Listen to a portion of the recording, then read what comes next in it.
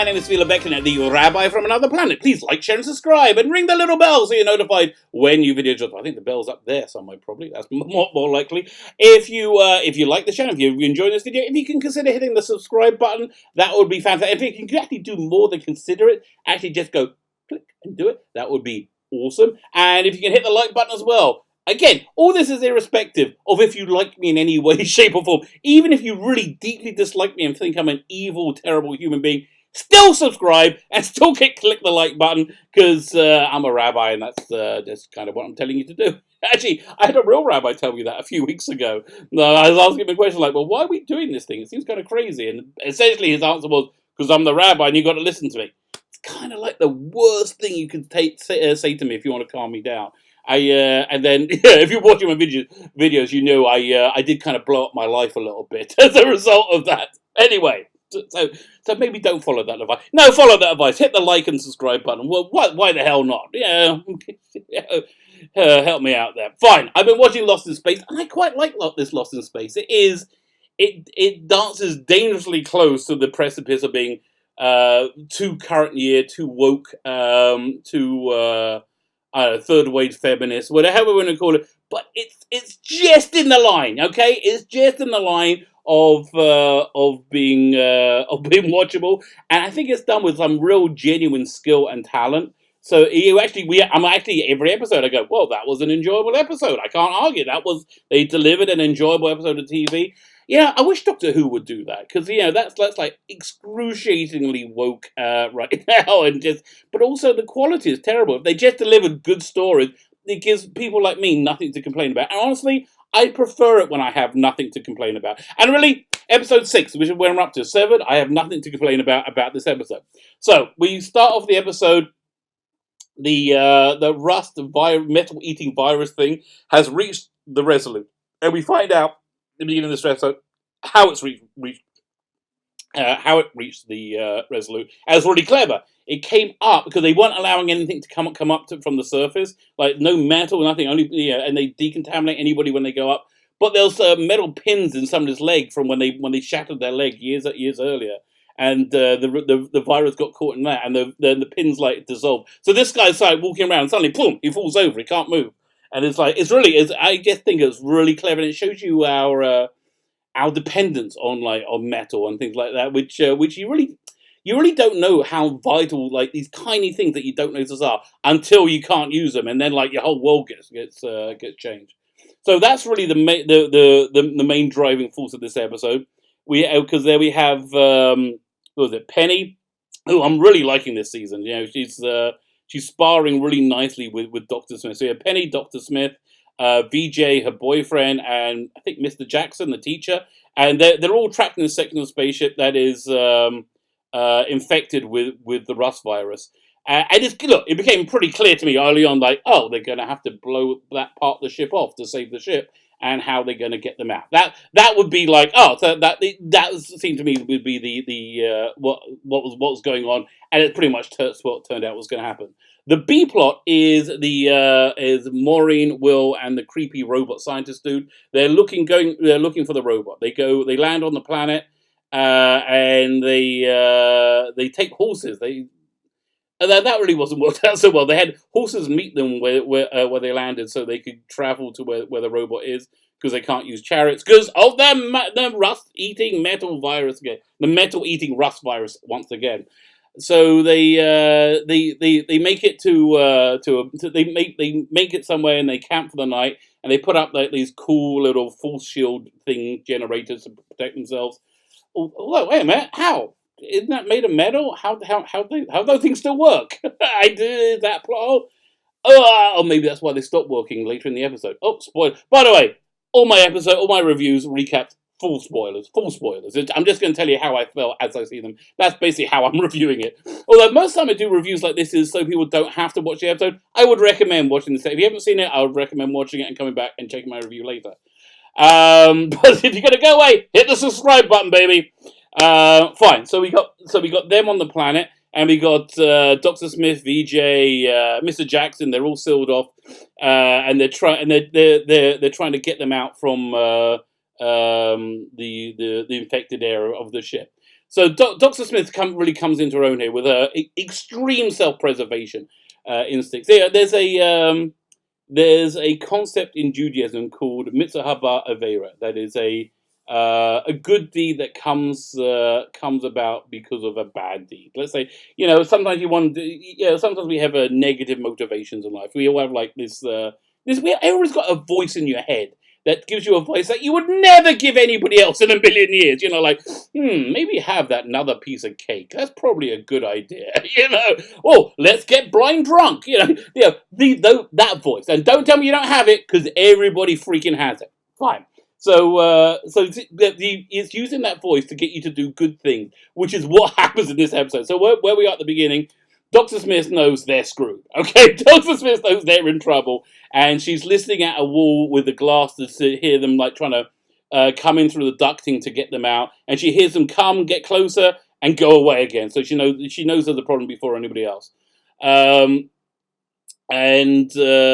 Don is checking into his smuggling stash. So he's out of loop while this is going on, and he turns up. Oh yeah. Before we go forward, there is a real current year thing they had in this episode, which it's the weirdest thing, and you see it over and over again. The very 2019-2020 thing to do is always have any command position of authority cast by women. You just have to do it. But then they do something really weird. They then make them really bad at their jobs and inefficient and need to be saved by men. It's beyond me. Well, okay, I know it's because you feel there's not enough representation for women in culture or whatever that you're doing. But then why'd you make them look like failures and doofuses at the same? Surely wouldn't it make more sense to have only women in position of power and have them only be successful? But then then you just get Star Trek Discovery. Okay, I just described Star Trek Discovery for you. Okay, maybe don't do that. Fine. So so the captain is like this an Indian woman, I think, and the chief engineer is a woman, and nobody can work out how to get out Dr. Smith, Penny, VJ, and Mr. Jackson. They're all like, well, I guess we just gotta let them die. Also, like they all have no idea.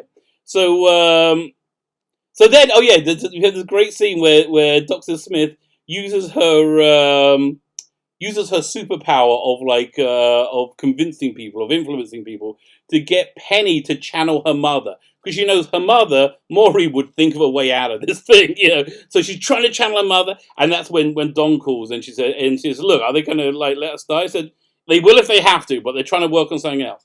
So they look around the room trying to work out a way of getting out there, trying to come up with a solution. They come up with this, it looks like a giant chest freezer. It's a giant, hermetically sealed box.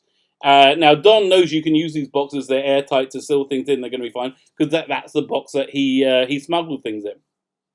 So he goes off to tell the captain the plan. So that everybody should get in the box, and when they blow that part of the ship off, then he'll be there with the Jupiter to catch them. The captain's like, again, this SJW trope of having women in charge being utterly useless. Says, no, it's too dangerous. Honestly, how is that how is that more dangerous than just let them blow up and die? That seems to me like slightly more dangerous. And I mean, what? It just seems dumb to me. Okay. But Don it has a real moment of personal sacrifice, and he says, I know it's going to work because I smuggle stuff in it.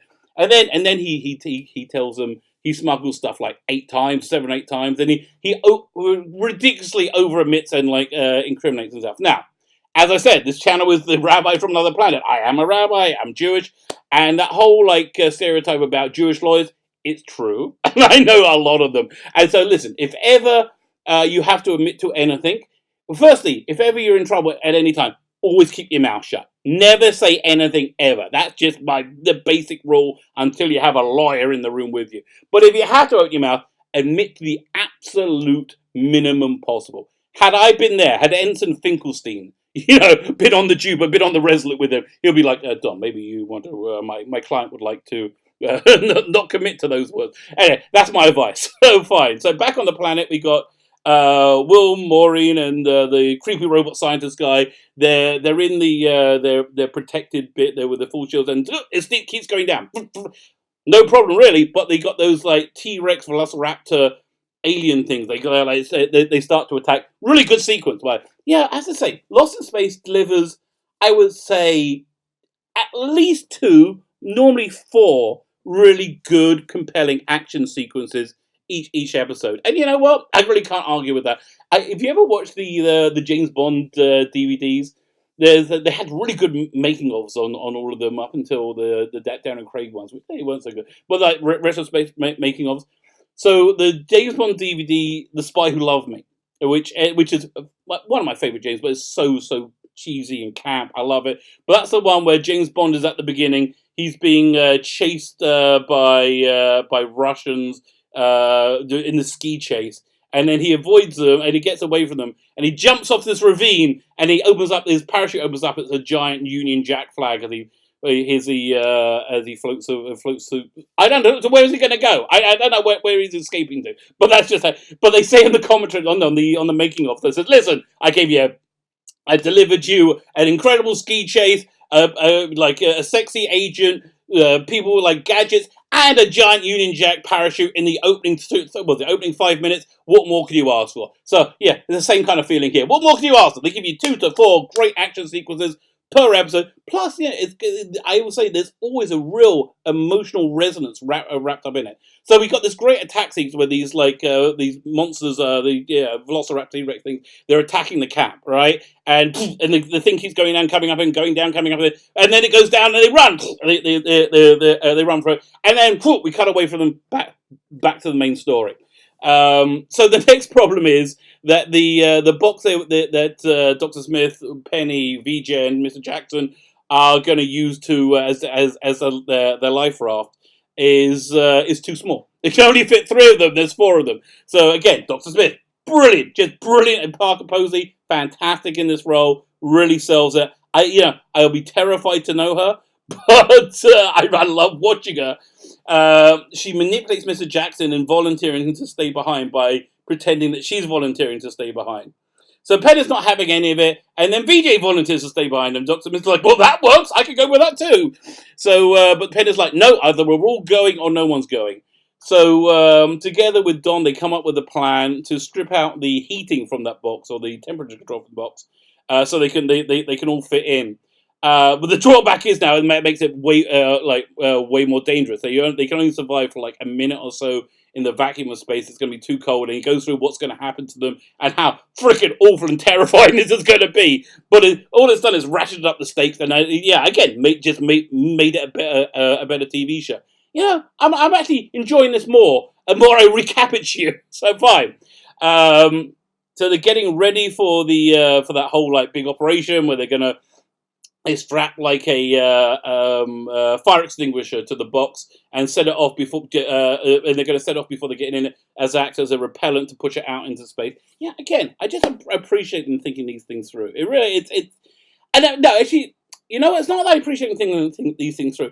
It amazes me on other TV shows how they don't think this through. Like again, Star Trek Discovery.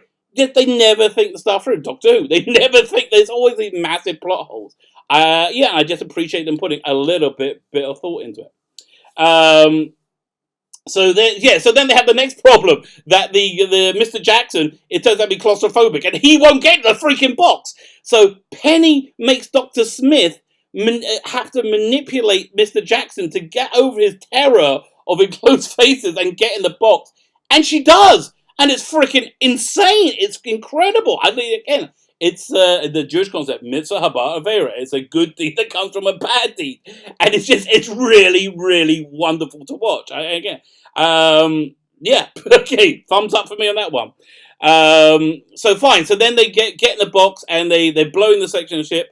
And again, another freaking awesome action scene, which they cheat a little bit, but they actually make it better for that. I'm going to go on another rant. They do this whole scene mostly from inside the box, which is obviously far cheaper than paying, doing the effect shots of him like falling out and being caught by the Jupiter and everything. but it's so much more effective that way as well. You know, it's. I think it's a mistake when they throw unlimited budgets at these TV shows to make them bigger. No, having a limited budget often makes you come up with like workarounds, which makes the thing insanely better. You know, a less is more approach often creates better entertainment. Yeah, I've been saying like on this channel for a while. I wish they would on top as well as doing these crazy huge budget TV shows for CBS All Access for Star Trek. Do a cheap one as well. Just do a cheap TV show which has to rely on plot and thought. And you know what? I bet it'll end up getting more traction than the stuff you're spending billions on. Which is probably why they don't want to do it. Anyway, so this scene is this scene I think encapsulates what this version of Lost in Space does really, really well, which is gives you real, genuine thrills and spills and real emotional tension. You know, as you see them in there, and you don't know they're going to survive, and it's terrifying. And you feel your toes like freezing up and like going into hypothermia with them. And it's like it's a minute, and then they finally get out, they open the box, and Don's there with a blanket, wraps it in Penny, and she's sobbing in tears, and again, it really reaches it really touches me. I'm impressed. You know, my hat is off them for like delivering an exciting and moving television cinematic experience. I'm like, they're doing a good job, you know? I complain about a lot of stuff on this channel. I really want to say when people do a good job, they're doing a good freaking job. Fine, so we end up back on the planet with Maureen, Will, and the creepy robot guy. They're running from the monsters, and they fall into a cave, and they find the robot! Yay! It's a robot again. And after talking to him for a bit and looking at he's done some cave painting, so yeah, good to keep him busy, I guess. They realize that he's not the good robot; he's the bad robot. And thank God, bad robot doesn't have anything to do with this. I don't think they do. I mean, again, it's very current day with like but it's still not objectionably awful as most of bad robot stuff is nowadays. So the bad robot attacks, and then the creepy scientist guy turns out to be a good creepy scientist guy because he smuggled up some bad creepy box with him and struggled down some bad creepy box with him, which turns out to be a robot killing device. So he wiped out the robot that's attacking them, and Maureen's like, "Whoa, what's going on with that? You said that to help control the robot. I guess it does control the robot by killing him." Fine. So we got that going on, and then back on the Resolute, they're recovering from their ordeal. Penny, Dr. Smith. By the way, the Penny Dr. Smith relationship I think has morphed into very similar to the Will Dr. Smith relationship from the original series, and it's I think it's that again it's another strength that's working well. But yeah, so Don is then arrested because he admitted to smuggling. As I said, keep your damn mouth shut, okay? This is Dewey advice that you want to take. Keep your damn mouth shut. But he didn't. But never mind. And the episode ends with Rill.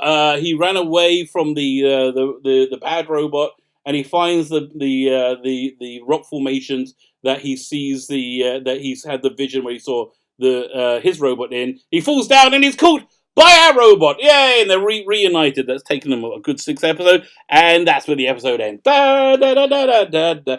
And you're in the title, and I'm psyched for the next episode as well. Another good thing I like about it, only 40 minutes long. I like it that episodes don't overstay their welcome. I'm kind of enjoying shorter runs and shorter run times. I think with this glut of entertainment that we have right now, it's something that I think works better. Less is more. As I keep saying, less is more. But and I think that wraps up the episode. Looking forward to the next one. My name is Phillip Martin, the Rabbi from another planet. Please like, share, subscribe, ring the little bell so you're notified when new videos drop. Let me know what you think. Did you enjoy this episode of Lost in Space? I really am. If you violently disagree with me, well, you don't have to be violent. If you mildly disagree with me, let me know. Put your comments in the comments, and if there's anything you want me to cover, just let me know that as well. More than happy to do it. Thanks so much for listening, and have yourself a fantastic day.